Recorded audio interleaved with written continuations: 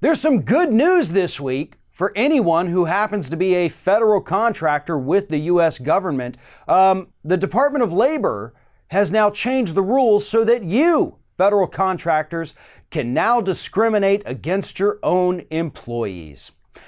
Here's what's happening at the Department of Labor. This is their new announcement. They're actually directing federal contractors, any business that's doing business with the government, and they're informing them that, hey, don't forget about this Masterpiece Cake Bakery court decision, so you're protected if your religion doesn't mesh with the viewpoints or lifestyles of your employees.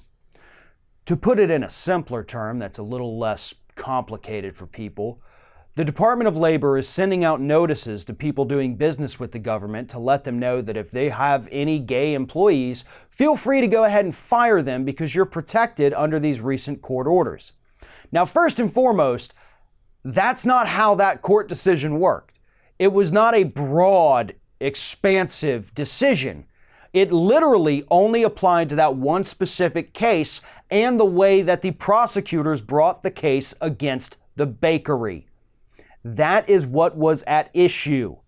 And yet the Department of Labor right now is trying to use that as an excuse to tell their contractors that if you don't like the fact that you're hiring somebody or somebody works for you and they're a member of the LGBTQ community, or if they're a member of a faith that you don't happen to agree with, feel free to go ahead and just fire them. And don't fear any repercussions whatsoever, because under the Department of Labor's new rule, under the new rule of the United States, discrimination is not only legal, but it is actually embraced and encouraged. Because that's what the Department of Labor is doing here. They are encouraging employees, federal contractors, people that we pay with our tax dollars, to fire employees for being gay or for being a different religion. Or, as time goes on, maybe for being the wrong color. That's what happens in situations like these.